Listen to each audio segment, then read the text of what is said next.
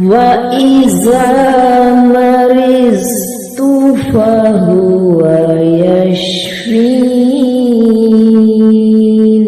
और जब मैं बीमार होता हूँ तो मेरा अल्लाह ही मुझे शिफा देता है।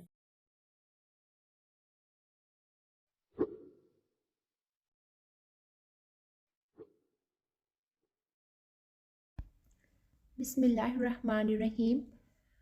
अस्सलाम वालेकुम friends, welcome to my YouTube channel. दोस्तों, उम्मीद करती हूँ कि आप सब बिल्कुल ठीक ठाक होंगे, खैर और आफियत से होंगे।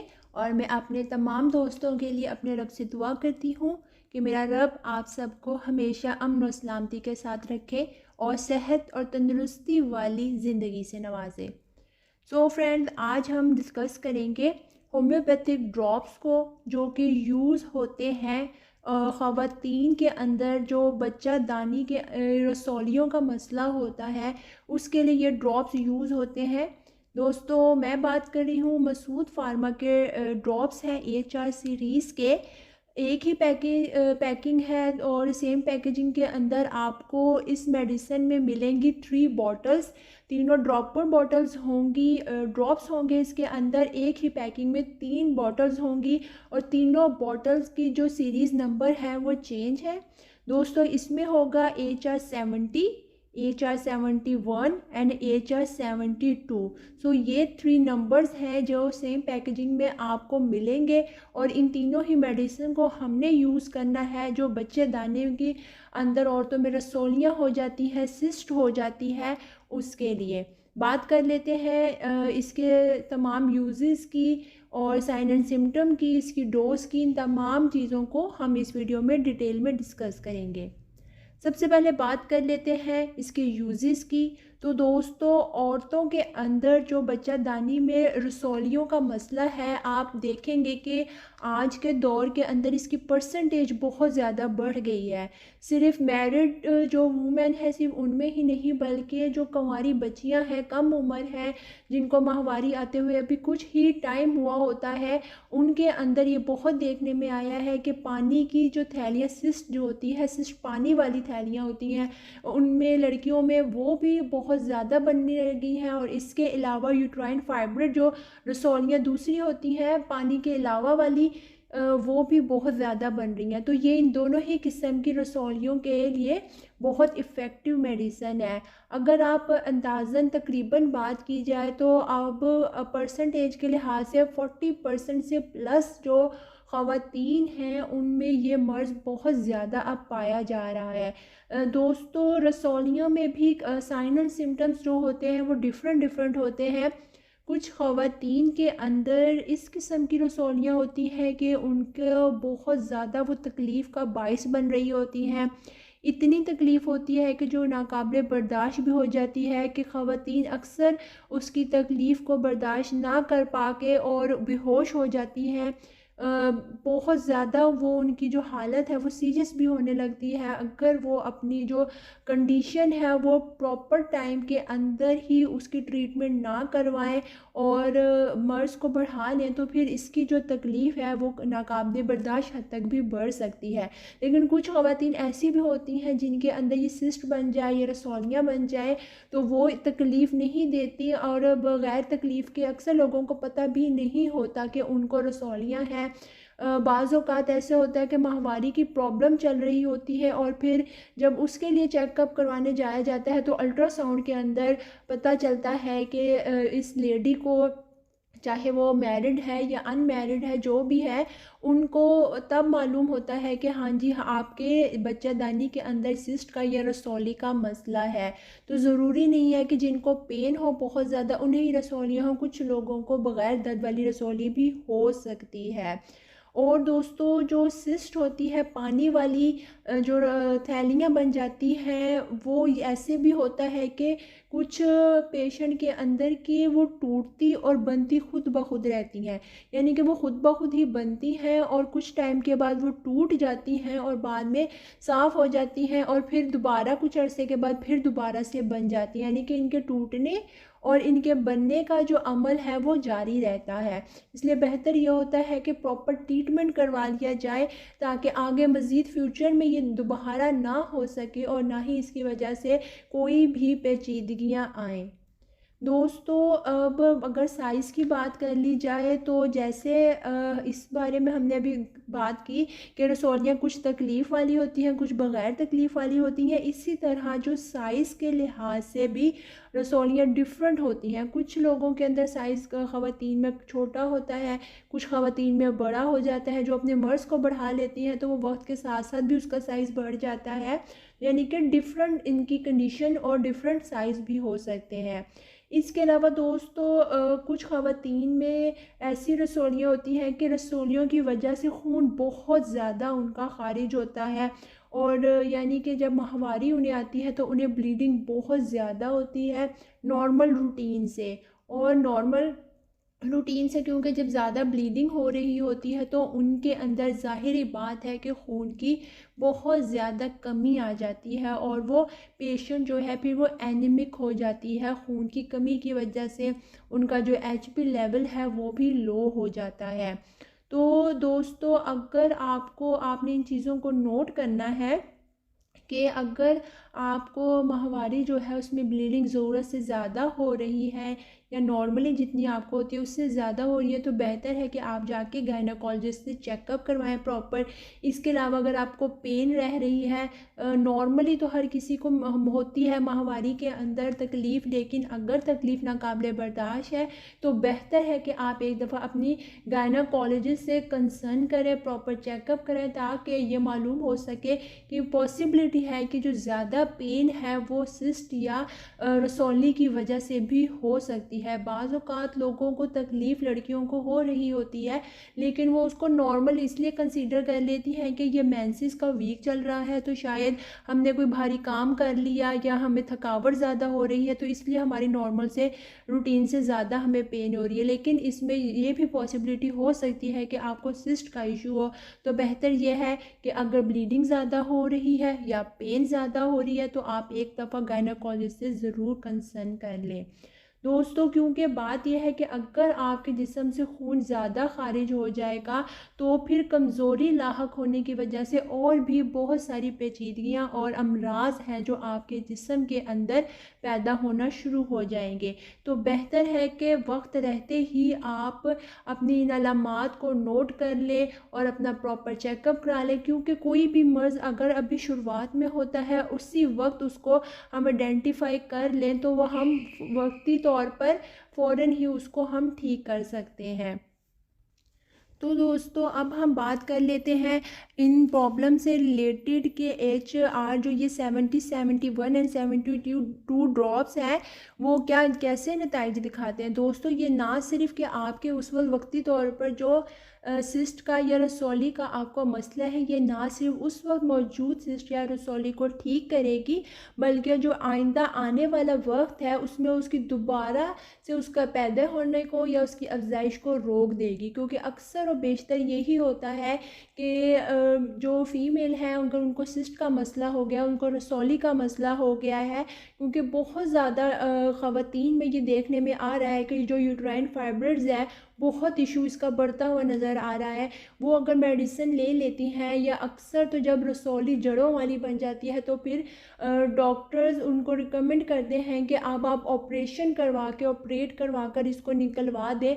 तब भी अगर वो निकलवा भी देते हैं ऑपरेट करवा कर तो तब भी कुछ साल के अंदर अंदर उनको दोबारा से रसौली का मसला बन जाता है। तो फिर ये तो एक कोई नाकाबिल कबूल इलाज ना हुआ कि अगर आपने एक दफ़ा ऑपरेट करवा लिया है, इतनी तकलीफ़ बर्दाश्त की है और रसौली निकलवाई है, लेकिन उसके फिर कुछ टाइम के बाद वो आपको दोबारा बन गई है तो वो बहुत सारे मसले मसाइल उससे पैदा हो जाते हैं। तो इसलिए ज़रूरी है कि आप एक ऐसा तरीका इलाज इस्तेमाल करें कि आपको वो मर्ज़ दोबारा ना हो।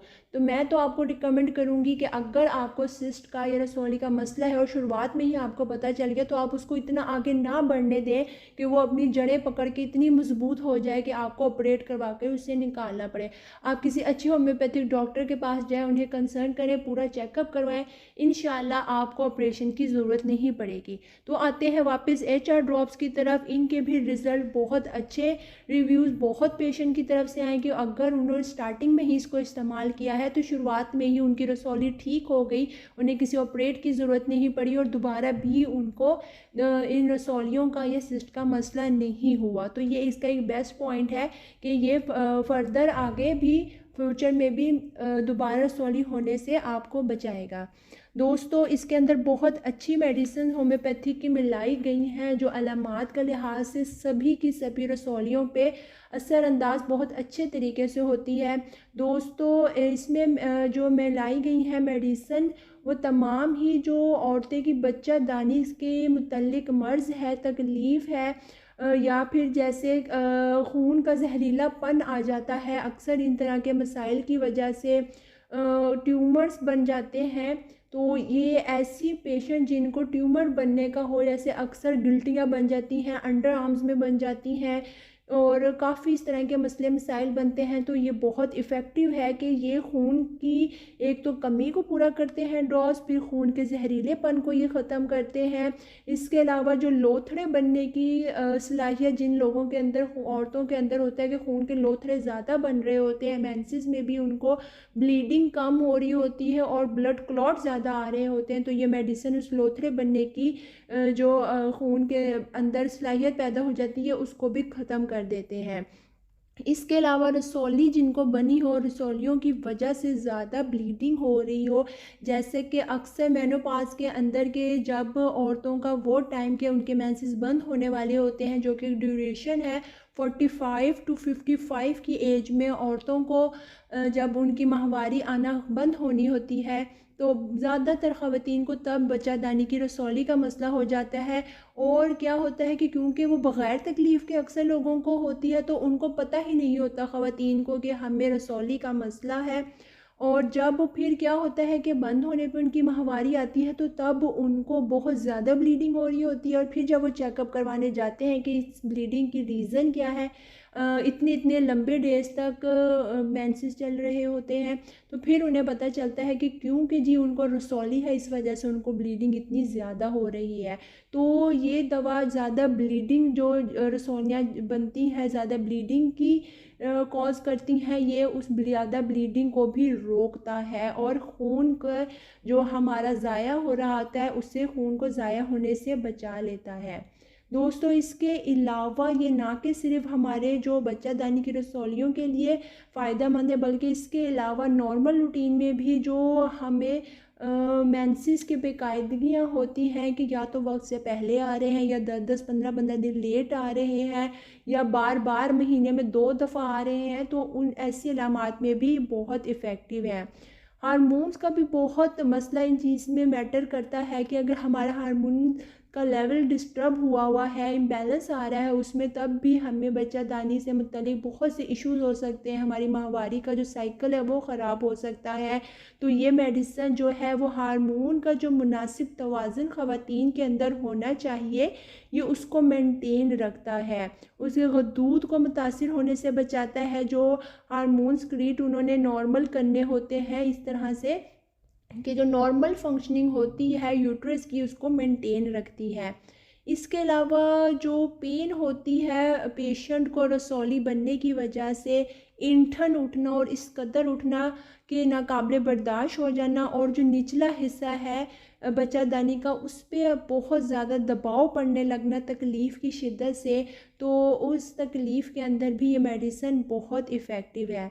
इसके अलावा जिन लड़कियों को, ख़वातीन को इंदाम नहानी की खुश्की और ज़कील हिस्स का मसला बन जाता है और हैज़ मिक़दार में बहुत कम आते हैं और मेंसेस में ब्लीडिंग के बजाय गोश्त वाली लोथड़े टाइप आते हैं और कह लें कि अंदाम नहानी के पास गोश्त वाली फिंसियाँ बन जाती हैं, दाने बन जाते हैं, बच्चादानी में सोजिश आ जाती है, तो ऐसी अलामात में भी ये बहुत इफ़ेक्टिव मेडिसिन है। दोस्तों कुछ नौजवान लड़कियों में ये मसला होता है कि उनके अंदर कुछ ऐसी प्रॉब्लम आ जाती है जिसकी वजह से उनके हैज़ अचानक आना बंद हो जाते हैं, या फिर क्या जैसे मैंने पहले बात की कि कबल अब वक्त आ रहे होते हैं कि अभी डेट उनकी आई नहीं होती, जैसे कि महीने में 2 दफ़ा अक्सर लोगों का आ जाते हैं। और उसके साथ क्या होता है कि एक तो मेंसेस जल्दी आ जाते हैं और ऊपर से मसाने की तकलीफ़ उनको साथ शुरू हो जाती है। तो ऐसे पेशेंट के लिए भी अगर उन्हें बच्चादानी में रसौली हो रही है तो तब भी ये मेडिसिन बहुत इफ़ेक्टिव है। दोस्तों इसके अलावा और भी बहुत सी अलामात हैं, जैसे कि पेट के निचले हिस्से में जो दर्द हो जाता है, उसकी सोजिश आ जाती है, मरीज़ा के अंदर दुखन बहुत ज़्यादा होती है। इसके अलावा पस्तानों के अंदर रसौलियाँ बनने का मसला हो जाता है, या फिर मोटापा, ख़वातीन को जब रसौली बने और रसौली के साथ मोटापा बहुत ज़्यादा आ रहा हो, पेड़ों में शदीद दर्द हो, दुखन हो, इस तरह का मसला हो कि रहम पर बहुत दबाव आ रहा हो, ऐसे जैसे कोई वज़नी चीज़ रखी हुई है इस तरह का आ रहा हो, या रहम की जो गर्दन है इस पे ख़ारिश महसूस होती हो, ख़राश पड़ती हो, और जो रसौलियाँ हैं वो रेशेदार रसौलियाँ बनती हों, यानी कि इससे मुतल्लिक तमाम अलामात को ये बहुत अच्छे से क्योर करता है। 1 टू एक कहले A to Z जितनी भी अलामात है बच्चादानी की रसौली से मुतल्लिक, उसकी तकलीफ़ से मुतल्लिक या माहवारी की तकलीफ़ से मुतल्लिक, ये उन तमाम मसाइल को हल करेगा, हार्मोन का लेवल भी नॉर्मल रखेगा और ब्लड को प्योरीफाई भी करेगा। अब बात कर लेते हैं दोस्तों इसके इस्तेमाल की, कि ये जो 3 डिफरेंट बॉटल्स हैं आपने इनको किस तरह इस्तेमाल करना है। दोस्तों आधा कप पानी, बल्कि 1 घूंट भी ले लें इस मेडिसिन के लिए तो वो काफ़ी है, क्योंकि 3 मेडिसिन लेनी है तो आप सिर्फ 1 घूंट या 1.5 घूंट पानी या 2 घूंट पानी या थोड़ा सा पानी आधे कप से कम ले लें। और इन तीनों मेडिसिन को आपने ड्रॉप्स को उस पानी में डालना है, लेकिन अलग अलग इकट्ठा आपने इन मेडिसिन को यूज़ नहीं करना। आपने लाइन वाइज ही पहले 70 ड्रॉप को लेना है, फिर 71 को लेना है और उसके बाद 72 को लेना है। करना ये है आपने कि इन तीनों ड्रॉप्स को पीने के दरमियान 10-10 मिनट का आप वक्फा रख लें।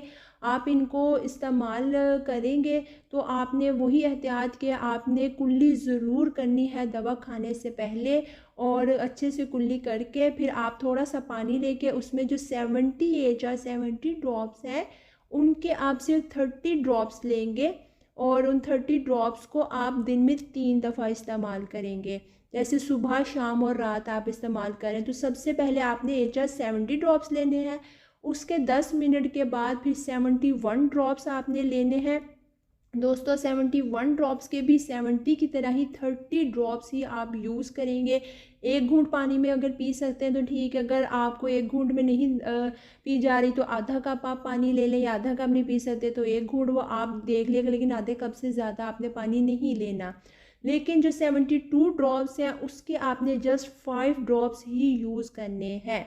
इसको भी 71 ड्रॉप्स पीने के आप 10 मिनट के बाद आप यूज़ करेंगे। मैं दोबारा रिपीट करती हूँ, HR70 आप ड्रॉप्स के यूज़ करेंगे सिर्फ 30 कतरे, 71 के भी सिर्फ 30 कतरे, और 72 के आप सिर्फ 5 कतरे दिन में 3 दफ़ा 3 दफ़ा ही इन तीनों मेडिसिन को पीना है, और 10 से 15 मिनट का वक्फा रख कर पीना है। उम्मीद करती हूँ कि अच्छे से आपको समझ आई होगी, लेकिन फिर भी अगर डोज के बारे में आपको समझ नहीं आई, आपको कोई कन्फ्यूजन है या कोई ऐसी अलामत के आपको लगता है कि वो आपके अंदर शो हो रही है लेकिन इस वीडियो में वो मैं नहीं डिस्क्राइब की, तो आप वो भी मुझसे कमेंट सेक्शन में पूछ सकते हैं। जो भी आपको कन्फ्यूजन होगी इंशाल्लाह वो क्लियर हो जाएगी। Thank you.